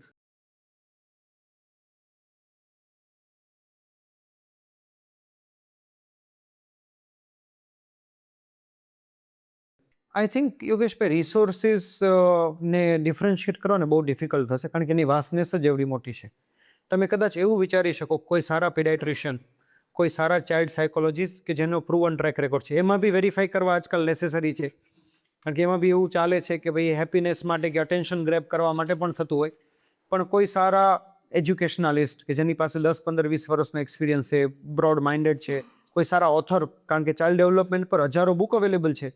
પણ આપણે જો નોર્મલી વાત કરીએ ને કે રેડ ફ્લેગ તો એ જ છે કે ભાઈ જેની આઈડેન્ટિટી તમે વેરીફાઈ નથી કરી શકતા એને જવા દો. As simple as that. તમે કોઈની ક્રેડેન્શિયલ્સ વેરીફાઈ નથી કરી શકતા, તમને ક્રેડિબિલિટી નથી ખબર, તો એને જવા દો. બીજું, ફોરેન રિસોર્સિસ હંમેશા ઇન્ડિયા માટે એપ્લિકેબલ નથી. આ એક મેજર આજકાલ ઇસ્યુ છે કે વેસ્ટર્ન કન્ટ્રીઝના સારા ઓથર, સારા ચાઇલ્ડ સાયકેટ્રિક કે પીડિયાટ્રિશિયનના રિસોર્સિસ આપણા માટે હંમેશા એપ્લિકેબલ નથી કારણ કે આપણું કલ્ચર, આપણી ફેમિલી લાઈફ, આપણી સિસ્ટમ એનાથી ઘણી અલગ છે. આપણે એને જો બ્લાઇન્ડલી અપ્લાય કરવા જઈશું તો ડેમેજ વધારે કરશું બેનિફિટ કરતાં. બટ ઇન જનરલ વાત કરીએ આપણે કે મારી પાસે કોઈ જ રિસોર્સ નથી, હું એવું શું કરું કે મારા ચાઇલ્ડના ડેવલપમેન્ટમાં એટલીસ્ટ હું એને રાઇટ ટ્રેક પર લઈ જાઉં, પછી એની કેપેસિટી હશે એટલું દોડશે. તો એ સિમ્પલ છે. પહેલી વસ્તુ ડિસિપ્લિન. અગેન જેમ આગળ વાત થઈ એમ કે સ્ટ્રિક્ટનેસની વાત નથી, કે અપ્રોપ્રિએટ બિહેવિયરની વાત છે. બીજું, રાઇટ હેબિટ્સ ફોર્મિંગ. જો મારી હેબિટ સાચી હશે તો હું પ્લસ માઇનસ થઈ તો એ પાછો ટ્રેક પર આવી જઈશ. ત્રીજું, એને નાની એજમાં 2.5 year to 8 years 10 years અમે એવું કહીએ કે બાળક જેટલી મેક્સિમમ વસ્તુને એક્સપોઝ થાય એટલું કરો, કારણ કે બ્રેઇન ડેવલપમેન્ટ માટે, સ્ટિમ્યુલસ માટે સૌથી સારી વસ્તુ છે. તેને મેક્સિમમ વસ્તુઓ સાથે એક્સપોઝ કરો, પણ એમાં ફિક્સ ના થઈ જાઓ. મેં મારા ચાઇલ્ડને ઓબ્ઝર્વ કર્યું, મને લાગે છે કે આ ફૂટબોલ સારું રમે છે, એની રન દોડવાની સ્પીડ સારી છે, તો એથ્લેટિક્સમાં, ફૂટબોલમાં કે એવી કોઈ પણ ગેમમાં જ્યાં રનિંગ રિક્વાયર્ડ હોય ત્યાં સારું કરી શકે. સો હું એના માટેની એકેડમી જોઈન કરાવી શકું, હું એવી વસ્તુઓથી એને એક્સપોઝ કરી શકું. રાઈટ? હું અલગ અલગ આર્ટથી એને એક્સપોઝ કરી શકું. રાઈટ, કોઈ થર્ડ કે ફોર્થ લેંગ્વેજ એને શીખવાડી શકું, right. In addition to that હું મારી વેલ્યુ સિસ્ટમ ઇન્ટેક્ટ રહે એના માટે એના એફર્ટ્સ કરી શકું, કે ભાઈ મારી સ્પિરિચ્યુઅલ, કલ્ચરલ અને સોશિયલ કે ફેમિલી વેલ્યુઝ ઇન્ટેક્ટ રહે એના માટેની જે હેબિટ્સ છે એને ડેવલપમેન્ટ કરવા પર ફોકસ કરું. જો આ 4-5 આસ્પેક્ટની આપણે ખાલી રાઈટ ડિરેક્શનમાં બાળકને રાઈટ ટ્રેકમાં લઈ આવીને કે આ બાઉન્ડ્રી આ નથી તોડવાની ને આ બાઉન્ડ્રી નથી તોડવાની, આની વચ્ચે રહેવાનું છે, તો mostly more than enough for pre school parents. Ma'am, આ ક્વેશ્ચન એક મધરને જ પૂછી શકાય, ઓવર પેરેન્ટિંગ એ ખરેખર શું છે? અત્યારે બહુ ટ્રેન્ડિંગ વર્ડ છે એક હેલિકોપ્ટર પેરેન્ટ્સ, કે જે હેલિકોપ્ટરની જેમ આખો દિવસ પેરેન્ટ્સ એની પાછળ જ ફરતા હોય. એટલે એ મોસ્ટલી એવું છે કે parents have a FOMO, fear of missing out, કે મારું બાળક મને ભૂલી ના જવું જોઈએ. So that is kind of over parenting, કે બાળક હજી તો એ પડીને ઊભું થાય એ એક્સપિરિયન્સ જ એમને નથી કરવા દેવું. સો એ જ્યાં સુધી એ નહીં કરે ત્યાં સુધી એ ચાઇલ્ડ પોતે ઇન્ડિપેન્ડન્ટ નહીં બને. એટલે આજે કોઈ પણ બાળક છે તો ઓવર પેરેન્ટિંગની તમને વાત કરો તો મોર્નિંગના રૂટીનથી સુવે ત્યાં સુધી કઈ કઈ જગ્યાએ તમે ઓવર રિએક્ટ કરો છો. તો એના મોર્નિંગ સ્કેડ્યુલમાં જ્યારે તમે એક હેબિટ ફોર્મેટ કરવાની વાત કરી રહ્યા છો કે સ્કૂલ મોકલાય પહેલાં એને પ્રોપર ટાઈમે ઉઠાડવાનું છે, regular personal hygiene cycle complete કર્યા પછી સ્કૂલે મોકલવાનું છે, લંચ બોક્સ પેક કરવાનું છે, તે દરેક વસ્તુમાં બાળક ક્યાંક ને ક્યાંક ટેન્ટ્રમ કરવાનું છે, રડવાનું છે, પણ એ તમારે પેશન્ટલી મેનેજ કરવું પડશે. પણ મારા બાળકને એ તકલીફ ના પડવી જોઈએ, મારા બાળકને ગમતું જ ટિફિનમાં જવું જોઈએ, ટિફિન અડધું કેમ ખાલી આવ્યું, વોટર બોટલ કેમ અડધી ખાલી આવી, તો આ આસ્પેક્ટ સ્કૂલિંગના ના હોવા જોઈએ. સો આજે એક પેરેન્ટ ટીચરને કોલ કરે છે કે ઈમેલ કરે છે કે વોટ્સએપ કરે છે કે પેટીએમમાં જ્યારે વાત કરે છે, તો તમારા ક્વેશ્ચન શું હોવા જોઈએ, બિહેવિયર કેવું છે ચાઇલ્ડનું, બીજા સાથે એડજસ્ટ થાય છે કે નથી થતું, એની કોઈ કમ્પ્લેન છે, ટીચર સાથે કોઈ પ્રોબ્લેમ છે, કોઈ કન્સેપ્ટ્સમાં એને પ્રોબ્લેમ થાય છે, એની જગ્યાએ મેમ 2 દિવસ મારા બાળક અડધી બોટલ પાણી પીને આવી. સો ધીસ ઇઝ ઓવર પેરેન્ટિંગ. ખરે દે આસ્ક અસ કે તમે જુઓ કે મારું બાળક કેટલું પાણી પીવે છે. આ પાણી પીધું જ નથી એનો ઈ પ્રશ્ન, પણ એમને ઈ ના ખબર હોય કે પેલા ઓલરેડી એક બોટલ એને ફિનિશ કરી લીધી છે અને રિફિલ કરી લીધી છે. They don't have that idea કે ભાઈ, and they are too smart કે જ્યારે પેરેન્ટ્સ ઘરેથી બોટલ ફિલ કરીને ઠંડુ નથી આપતા તો ઈ ટર્ન કરી દે, ફિલ કરે, પી લે અને ઘરે જઈને એમ કે મેં બોટલ પૂરી કરી લીધી છે. બીજું કે આજે એને લંચ બોક્સ પૂરું નથી કર્યું તો એનું રીઝન શું છે કે ભાઈ સ્કૂલ તરફથી મળેલો નાસ્તો ખાઈ લીધો છે, બાજુવાળાનો નાસ્તો ભાવ્યો છે તો એ નથી ખાધું, એ ખાઈ લીધું છે. સો આ બધી ઓવર પેરેન્ટિંગ છે. ઘરે પણ નાની મોટી વસ્તુમાં કે જે મેં તમને કીધું કે આજે જોઈન્ટ ફેમિલીમાં રહેતા હોય તો બધાનો એક ટાઈમ હોય કે દાદાનો ટાઈમ છે કે ન્યૂઝ જોવાનો. હવે એ ટાઈમે મારું બાળક રડે હું દાદાને કહી દઉં કે દાદા તમારે ટીવી નથી જોવાનું, મારું બાળક રાઈમ જોશે. That is also over parenting. અથવા એમ કહી દઉં કે ચાલ બેટા હું તને મારા રૂમમાં બતાવી દઉં, આપણે આ નથી જોવું. That is also over parenting. Child has to understand, એને એડજસ્ટ કરતાં શીખવું પડે. ડિસ્કમ્ફર્ટ આપવું બહુ જરૂરી છે. અને બીજું છે કે બોર્ડમ આપવું એ બહુ જરૂરી છે. તમે બોર થવા જ નથી દેતા બાળકની. મારું બાળક કેટલા દિવસથી આ એક જ ટોયથી બચારું રમે છે. સો ધીસ ઇઝ નોટ બચારું, this is you have to develop the habit કે એને જે એક ટોય લીધું છે એમાંથી ક્રિએટિવ વેમાં રમતા શીખે.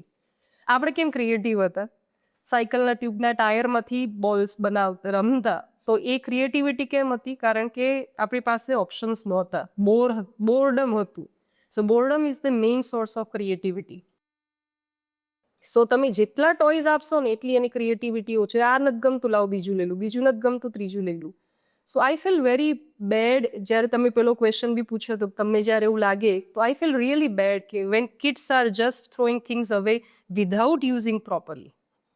તમારી પાસે ભગવાને પૈસા આપ્યા છે બાય ગોડ ગ્રેસ, એટલા જ રહે ને એનાથી વધે, પણ એની વેલ્યુ હોવી જરૂરી છે. અને વેલ્યુ કરતાં બી તમે એ વસ્તુનું નુકસાન તમને પહોંચાડે છે, પ્લસ એનો આઉટપુટ તો તમને મળતો નથી. યોગેશભાઈ, આ બોર્ડમની જે વાત છે ને, હું તમને એક ડોક્યુમેન્ટ શેર કરીશ, આપણે આ વિડીયોમાં પણ મૂકશું, કે I am getting bored what to do. એક એના માટે એક બહુ સારો આર્ટિકલ ને ડોક્યુમેન્ટ છે કે લાઈક શી સેડ કે boredom is the most creative time. Right. અને એ બાળકોને એટલું બધું શીખવાડી શકે કે જેમ આપણે વાત કરી સ્ક્રીન લઈ લો, બાળક એની રીતે કંઈ શોધી લેશે. તમે કંઈ જ ના આપો, બાળકનું મગજ કામ કરવાનું ચાલુ થશે. તમે આપશો એને વિચારવાનું જ નથી. રાઈટ. અને ઓવર પેરેન્ટિંગ નો અમે સૌથી સારા કે ખરાબ એક્ઝામ્પલ્સ જોતા હોઈએ તો એ છે પેરેન્ટલ એક્સપેક્ટેશન્સ. રાઈટ. સૌથી સિરિયસ ઓવર પેરેન્ટિંગ જે છે એ છે પેરેન્ટલ એક્સપેક્ટેશન્સ, કે બાળકને સમજ્યા વગર, રિયલ કેપેસિટી સમજ્યા વગર એક્સપેક્ટ કરું કે મારું બાળક દરેક વસ્તુમાં બેસ્ટ થશે, એ દરેક વસ્તુ પ્રોપરલી જ કરશે. રાઈટ. એક બહુ જ સિવિયરલી જોયેલી અમે સિચ્યુએશન બી છે કે પ્રી સ્કૂલથી સેકન્ડ સ્ટાન્ડર્ડ સુધીના બાળકો મિસ્ટેક્સ કરે. સપોઝ એક એક્ઝામમાં ફૂલ સ્કોર કર્યો અને બીજા એક્ઝામમાં સ્કોર ના કર્યો, એક એક્ટિવિટીમાં રેન્ક 1 આવ્યો અને બીજી એક્ટિવિટીમાં સિલેક્ટ બી ના થયો, ત્યારે પેરેન્ટ્સ ટીચર્સનો ફોલ્ટ નીકાળે. લંચ બોક્સ ફિનિશ ના થયું, વોટર બોટલ ફિનિશ ના થઈ, બાળક કંઈ ભૂલી ગયું, કંઈ ફાટી ગયું. પણ જેવું એ child 3rd grade onwards cross કરે છે ત્યારે ધીરે ધીરે બાળકનો ફોલ્ટ નીકળવાનું સારું થાય છે. અને એ સિચ્યુએશન એટલી બધી ભયંકર થાય છે ઘણા બધા ફેમિલીમાં કે અમે જોયું છે પેરેન્ટ્સને કે બાળક 500 માર્કની એક્ઝામમાં 100 માર્કના 5 પેપરમાં 498 માર્ક લાવ્યું હોય, 2 જ માર્ક કપાયા, 4 સબ્જેક્ટમાં 100માંથી 100, એકમાં 98, અને એના ક્લાસમાં બીજો કોઈ સ્ટુડન્ટ 500માંથી 499 લાવે ને એ બાળકને લિટરલી પેરેન્ટ્સે બાલ્કનીમાં ટીંગાડેલું હોય, લિટરલી ટીંગાડેલું હોય, મધરે બાળકને ટીંગાડેલું, તારો એક માર્ક કેમ ગયો. જે રિસ્ટ્રિક્શન પેરેન્ટ્સ બાળકોને નાની ઉંમરથી ચાલુ કરે છે, ઇવેન્ચ્યુઅલી એઝ એ પેરેન્ટ તમારી એક એક્સપેક્ટેશન બની જાય છે કે મારું બાળક બધામાં પરફેક્ટ જ થવું જોઈએ. જ્યારે પરફેક્શન પૂરું નથી થતું ત્યારે પહેલાં તમે ટીચર્સનો ફોલ્ટ કાઢો છો ને પછી તમારા ચાઇલ્ડનો ફોલ્ટ કાઢો છો. રાઈટ. સો કોઈ પણ વસ્તુ એક રૂટીન ફોર્મેટમાં, એક એની એક લિમિટ સેટ બાઉન્ડ્રીઝમાં ચાલે ત્યાં સુધી જ એ બાળકને બેનિફિશિયલ છે. સો એ હેલિકોપ્ટર પેરેન્ટિંગ જે વર્ડ છે એના માટે જ છે કે કોઈ પણ વસ્તુમાં બાળકનું વિચારવાનો ટાઈમ જ નથી આપતા. એક ટોય ગયું, બીજું ટોય, એક ફૂડ પૂરું થયું, બીજો, એક શો પૂરો થયો, બીજો શો આવ્યો, એક કપડાની જગ્યાએ બીજા કપડાં આવ્યા. તો constantly parents are on top of it. A because they want એક પરફેક્શન ઇન એવરીથિંગ. પછી એ પરફેક્શન બાળક પાસે ડિમાન્ડ થાય છે, જ્યારે નથી પૂરું થતું ત્યારે એ હાર્ટ બ્રેક થાય છે, ઇધર ચાઇલ્ડનું ઓર પેરેન્ટ્સનું. સો ઓછું કરો તો હજી ચાલશે, ઓવર પેરેન્ટિંગ ના કરો એ વધારે એડવાઇઝેબલ છે. તો મેમ એવી કોઈ વસ્તુ છે કે જે અત્યારે જો હું એઝ અ પેરેન્ટ્સ નથી સમજતો તો મને રિગ્રેટ થશે? એવી ઘણી બધી વસ્તુ છે. અને જો અમે આ ફિલ્ડમાં છે એટલે we are dealing with the age of parents of 2.5 યર્સથી, કે જેના કિડ્સ 18 વર્ષના થાય એ એજ ગ્રુપના પેરેન્ટ્સ સાથે અમે મળતા આવીએ છીએ. સો એક કોમન જો મને કમ્પ્લેન આવે છે, અને even not only from parents, even from siblings also, કે જે એક મોટું બાળક છે, ઘરનું મોટું બાળક છે ને એક બીજું નાનું બાળક છે, એમની એક કોમન કમ્પ્લેન આવે છે કે અમે નાનપણમાં બાળકને થોડાક ડિસિપ્લિન રાખ્યા હોત ને તો સારું છે. અત્યારે અમારું સાંભળતા જ નથી, અમારું નહીં, ઘરના કોઈનું નથી સાંભળતા.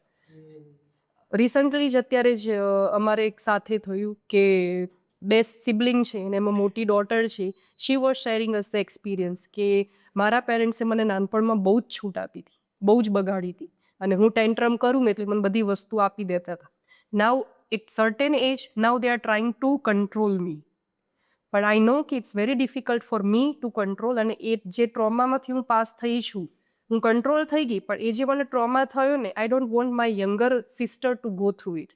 પણ એ મારા પેરેન્ટ્સ હજી નથી સમજતા. હું એ કહેવા જાઉં છું તો એ પેરેન્ટ્સ મને એમ કહે છે કે ના, you don't do it, we know what to do it.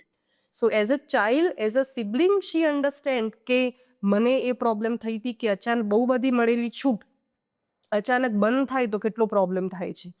સો થોડું ડિસ્કમ્ફર્ટ, થોડી ડિસિપ્લિન, ગાઈડેડ ફ્રીડમ, એ જો અર્લી એજમાં ના અપાયું હોય ને તો એ પાછળના એજમાં બહુ જ રિગ્રેટ થાય છે. એ અમને રેગ્યુલર અમે ગ્રેડ 6-7 પછી આ પ્રોબ્લેમ સાંભળીએ છીએ, અને 6 પછી તો ખાસ, કારણ કે ટીનેજના પ્રોબ્લેમ સ્ટાર્ટ થતા હોય, હોર્મોનલ ચેન્જીસ થતા હોય, અને એ વખતે પેરેન્ટ્સ પોતાને નથી ખબર કે કેવી રીતે ગાઈડ કરવું. એ એક બહુ મોટી ભૂલ કરે છે પેરેન્ટ્સ. આજે જે વેસ્ટર્ન કન્ટ્રીઝનું એક આપણે ગાણપણની રીતે ફોલો કરીએ છીએ, એકચ્યુઅલી જોવા જાઉં તો વેસ્ટર્ન કન્ટ્રીઝ બહુ ડિસિપ્લિન છે, પણ એમાંથી આપણે ખોટી વસ્તુઓ જ લીધી છે કે ભાઈ બાળક જે કરે ને એને કરવા દેવું, એનું કરિયર ચૂઝ કરવાનો ઓપ્શન્સ એને આપવો જોઈએ, ટ્રાય કરવા દેવાય, બીજી ટ્રાય કરવા દેવાય. પણ કોઈ પણ બાળક 10-12 વર્ષનું, 14 વર્ષનું એ એટલું મેચ્યોર નથી કે એને માટે કઈ કરિયર સાચી છે એ ઇન્ડિવિજ્યુઅલી ઇન્ડિપેન્ડન્ટલી ડિસિઝન લઈ શકે. એ એક ફેમિલી ડિસિઝન હોવું શકે. આપણે એના ઇન્ટરેસ્ટ પ્રમાણે એ ફિલ્ડમાં આગળ જવા દેવાય, પણ એ ફિલ્ડમાં કેવી રીતે આગળ જવાનું, કયા કોર્સિસ લેવાના, કઈ કોલેજમાં જવાનું, કેટલું હાર્ડવર્ક કરવાનું, એ મેચ્યોરિટી કિડ્સમાં ના હોય, એ પેરેન્ટ્સ તરફથી જવું જોઈએ. અને અમુક જે ઇન્ટરેસ્ટ હોય ને એ ખાલી હોબી પૂરતા હોય છે, એ કરિયર ના બનાવી શકાય. એટલે એ તમારે જોવું પડે. સો એ બધું ડિસિઝન વેસ્ટર્ન કન્ટ્રીઝની ફ્રીડમના નામે તમે બાળક પર ના મૂકી શકો. એટલે ઓવર ફ્રીડમ આપવી એ પણ પેરેન્ટ્સ પછી રિગ્રેટ કરે છે. સર, આ વાત આપણી ઘણી વાર થઈ છે અને જેટલા પણ પેરેન્ટ્સ છે ને એની એક ડિઝાયર છે કે એ એઝ અ પેરેન્ટ્સ પોતે પ્રાઉડ ફીલ કરે કે મેં આ કર્યું. અને આ આખું જે ગડબડ ગોટાળો અને મિસઇન્ફોર્મેશન સ્પ્રેડ થવી, સોસાયટીમાં આવી ગોસેપ થવી કે આ સારું આ ખરાબ, એ અંતે ઓબ્જેક્ટિવ પેરેન્ટ્સનો એક સારા પેરેન્ટ્સ બનવાનું કે પ્રાઉડ પેરેન્ટ્સ બનવાનું છે. તો સર, મને આ કોન્ટેક્સ્ટમાં મને એ જાણવું છે કે પ્રાઉડ પેરેન્ટનો જે કોન્સેપ્ટ છે એ તમારા મતે શું છે? ઓકે, પહેલાં તો યોગેશભાઈ, પ્રાઉડ પેરેન્ટનો કોઈ કન્સેપ્ટ જ નથી, હોવો જ ના જોઈએ. કારણ કે ડેવલપમેન્ટ ચાઇલ્ડનું છે અને ચાઇલ્ડનું જ રહેવું જોઈએ. પેરેન્ટનું કામ ફેસિલિટેટર તરીકે છે, ટીચર્સનું કામ ફેસિલિટેટર તરીકે છે, અમારા બધાનું કામ ફેસિલિટેટર છે, તો એને ફેસિલિટેટર જ રહેવા દઈએ. કારણ કે જ્યારે એ પેરેન્ટના પ્રાઉડ માટેની વાત આવે છે ને ત્યારે જ પ્રોબ્લેમ શરૂ થાય છે. જો એને તમે ચાઇલ્ડના પ્રાઉડ માટેની મેટર રાખો, ચાઇલ્ડની સક્સેસ માટેની મેટર રાખો, તો તમે બધું સાચું જ કરશો. રાઈટ? એ રેસ નથી બે પેરેન્ટ્સ વચ્ચેની. અને મારા ચાઇલ્ડે સક્સેસ મળી તો એના માટે મારું પ્રાઇડ વધે કે ફેલિયર થયો તો મારું પ્રાઇડ ઘટે, એવોય ક્રાઇટેરિયા નથી. કારણ કે મારું ચાઇલ્ડ છે, ફેલિયર થશે સક્સેસફુલ થશે, મને એટલું જ વાલું લાગવાનું છે. So proud parenting it self is a wrong idea. એટલે એ જ જો કાઢી નાખીએ then everything is resolved. Right sir, thank you so much sir. મારું છે ને પેનલને ક્વેશ્ચન છે કે અત્યારે જે આપણે વાત કરી કે એડ્યુકેશન સિસ્ટમ ઇવોલ્વ થઈ રહી છે, time is changing super fast. તો આ સુપર ફાસ્ટ જે ટાઈમ ચેન્જ થઈ રહ્યું છે એનામાં એઝ અ પેરેન્ટ્સ મને પ્રાયોરિટીમાં કઈ ટોપ 3-4 વસ્તુ ધ્યાન રાખવી જોઈએ? choosing best preschool for your child, જી, learning concept, safety. ટીચર્સ કેવા છે, વાતાવરણ કેવું છે સ્કૂલનું, સિક્યોરિટી જે એ લોકોની હોય, એ બધી આપણી પ્રાયોરિટીઝ હોવી જોઈએ. As a parents first of all તમારી એક હસબન્ડ વાઈફ સ્પાઉસ સાથેની એક ક્લિયર કમ્યુનિકેશન હોવું જોઈએ કે તમે તમારા ચાઇલ્ડને શું એક્સપેક્ટેશન સાથે એક પ્રીસ્કૂલમાં મોકલવાના છો. હવે એ એક્સપેક્ટેશન તમારી રિયલિસ્ટિક હોવી જોઈએ. તો ફર્સ્ટ યુ આઈડેન્ટિફાઈ કે 2.5 થી 6 વર્ષના એ એજમાં શું ડેવલપમેન્ટલ હોવું જોઈએ, અને એ પછી તમારી પ્રીસ્કૂલને તમે સિલેક્ટ કરી શકો. અને પ્રીસ્કૂલ સિલેક્શનમાં જેમ મેં કીધું એ પ્રમાણે જ કે કોઈ અત્યારનો જે ટ્રેન્ડ છે, રીલનો ટાઈમ છે, એટલે બધા શો ઓફવાળા ઇન્ફ્રાસ્ટ્રક્ચર હશે તમારા, તો યુ હેવ ટુ આઈડેન્ટિફાઈ કે એ ઇન્ફ્રાસ્ટ્રક્ચરનો કેટલો યુઝ થાય છે, ટીચર્સ કેટલા ટ્રેન્ડ છે, પેરેન્ટલ અને ટીચર્સનું કમ્યુનિકેશન કેટલું ઓનેસ્ટ અને ક્લિયર છે, ચાઇલ્ડના કયા ડેવલપમેન્ટલ આસ્પેક્ટ્સ પર કેવી રીતે ધ્યાન આપવામાં આવે છે, નેચર સાથે બાળક કેટલું મેક્સિમમ અટેચ્ડ છે, એ બહુ ઇમ્પોર્ટન્ટ છે કે જેટલું નેચરમાં રહેશે ને એટલું એનો મેન્ટલ ગ્રોથ વધારે સારો થશે. બહુ સારી. અને બીજું કે એનું જે અસેસમેન્ટ છે એ ખાલી પેન પેપર પર ના હોય, એ ઓવરઓલ અસેસમેન્ટ હોય. સો એનું બિહેવિયરલ અસેસમેન્ટ આ એજમાં વધારે મેટર કરે છે rather than pen paper test.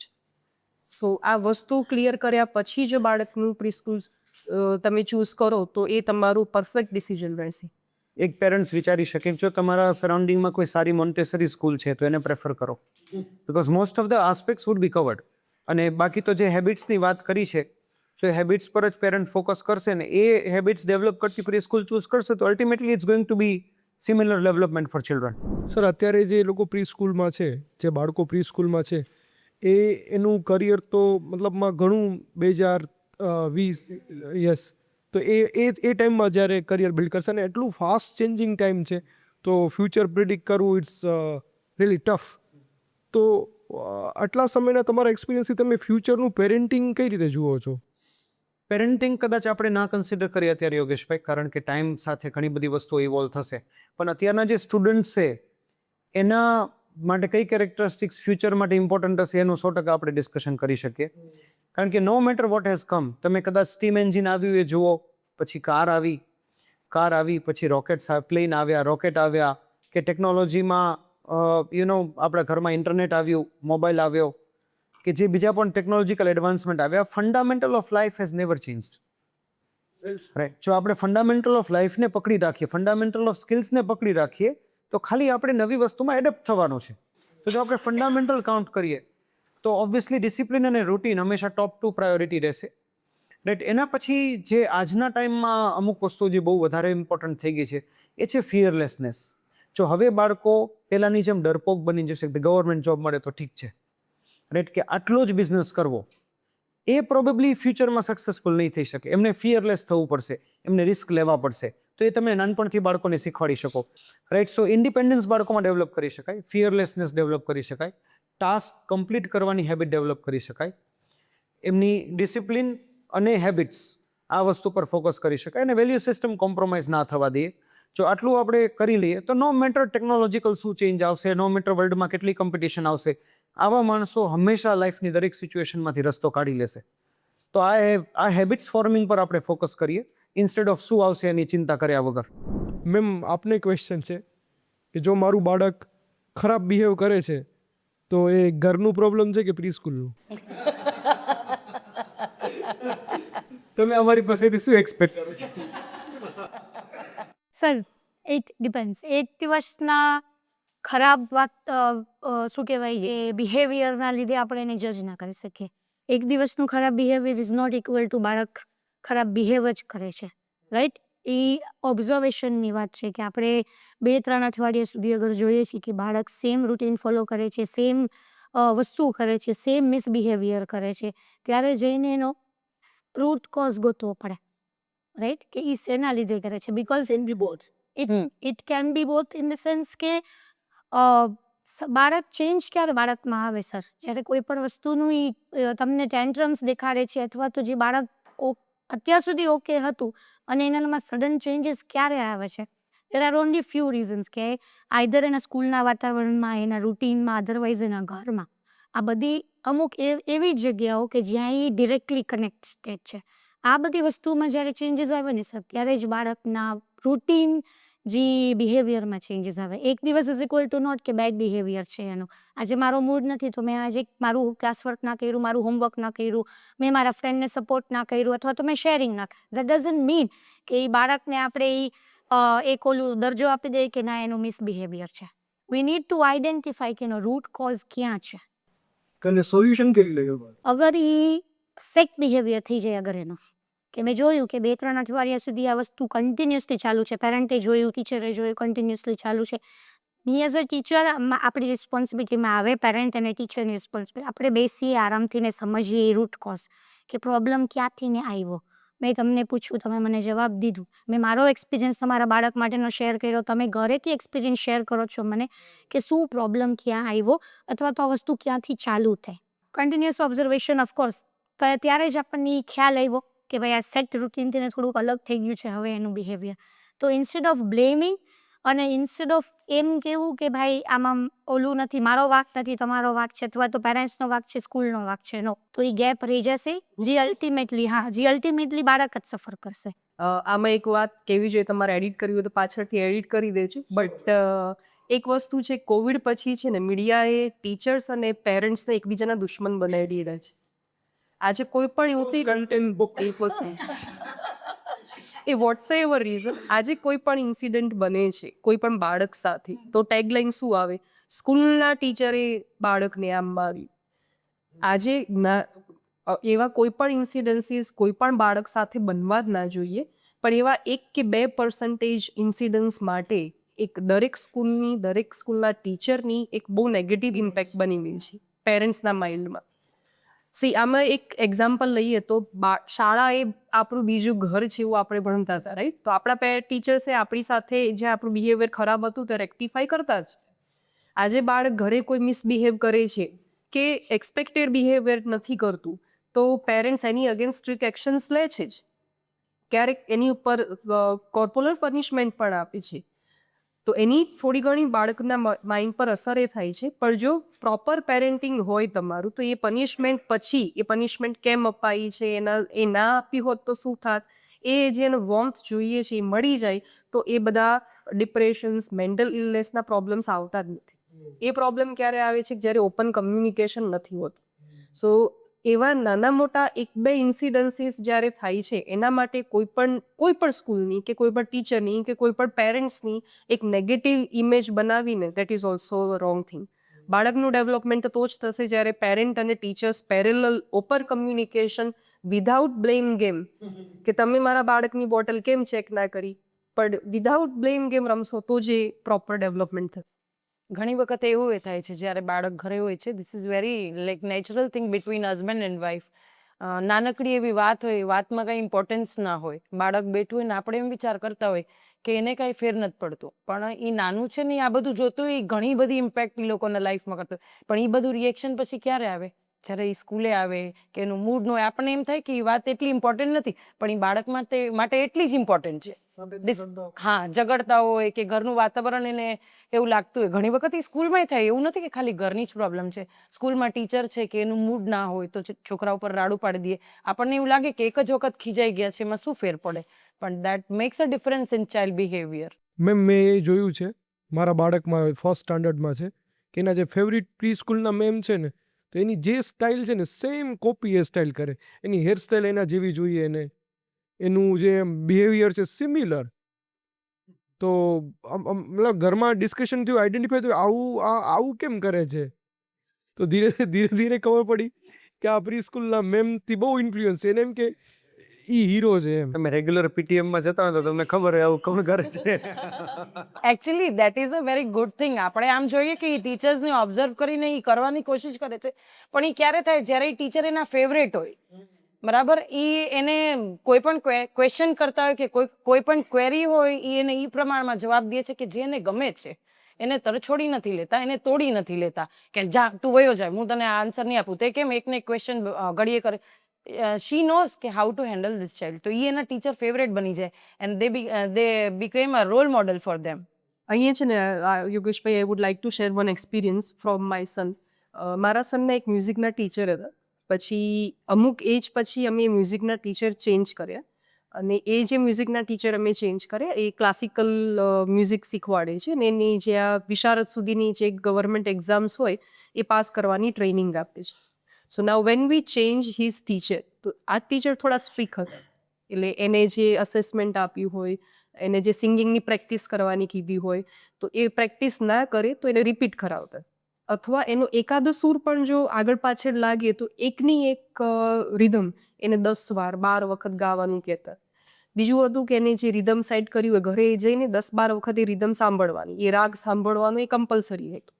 એટલે એને 1-2 ક્લાસ પછી એને ટીચરની કમ્પ્લેન કરવાની ચાલુ કરી દીધી કે મને આ ટીચર નથી ફાવતા, મારી સાથે આમ કરે છે, મારી સાથે આમ કરે છે. So around 6 year. So he also tried to pretend things. એટલે એવું નથી કે નાનું બાળક ખોટું નથી બોલતું, એ પણ બોલે છે એના ફાયદા માટે. સો વી ફર્સ્ટ બિલીવ્ડ હિમ. તો પહેલાં કે લેટ્સ ચેક કે સડનલી તો એવું થાય નહીં. સો વી ઓબ્ઝર્વ દેટ કે ટીચરનું આ રીઝન છે, અને ટીચર સાથે ઓપન કમ્યુનિકેશન કર્યું એના એબ્સન્સમાં. એટલે સરે પછી અમને કીધું કે આવું છે. તો we observe. So we became as a parent we took a firm decision કે તને આ જ ટીચર મ્યુઝિક શીખવાડશે. So then he reached to Dada.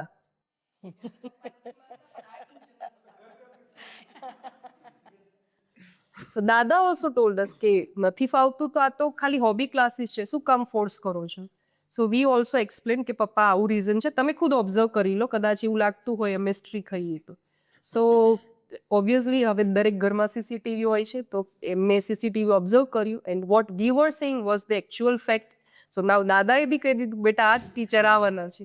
So now since last 6 years from first grade અત્યારે 7thમાં આવ્યો, he is more than happy to learn from that teacher, and he is learning, he has been learning from him, and he has cleared many exams, he won couple of awards also. પણ જ્યારે એક practical proper વેની learning આવે છે ને, ત્યારે કદાચ કોઈ teacher પણ એને નથી ગમતું, તો એઝ અ પેરેન્ટ એ તમારે આઈડેન્ટિફાઈ કરવાનું છે કે ખરેખર ના ગમવાનું રીઝન શું છે. ચેક કરવા. અને સરે જે કીધું ને અનફિનિશ ન હોવું જોઈએ, ઇટ શુડ બી કમ્પ્લીટ વ્યુરિંગ. અને ઘણીવાર એવું થાય કે ફોર એક્ઝામ્પલ કે ચલો આ કેસની અંદર ટીચર આપણે ચેન્જ કર્યા, રાઈટ, તો એ સેટિસ્ફાઈડ થઈ ગયો. કદાચ બહુ તો નુકસાન શું ગયું કે મ્યુઝિક ન શીખે, પણ એનાથી મોટું નુકસાન જે હું હેબિટ ફોર્મિંગની સમજો કે મારી ખોટી વસ્તુ હું દુનિયાને મનાવી લઈશ, અને એ આ લાઈફ લોંગ રહેવાની છે. એટલે એ પણ નહોતું થવું, સાથે અમારે એ પણ વેરીફાઈ કરવું હતું કે મારા ચાઇલ્ડની કમ્પ્લેન અનલિસન્ડ ના હોવી જોઈએ, એને એવું ના થવું જોઈએ કે મારા પેરેન્ટ્સ મારું સાંભળતા જ નથી. એટલે એ પણ બેલેન્સ કરવું જરૂરી છે.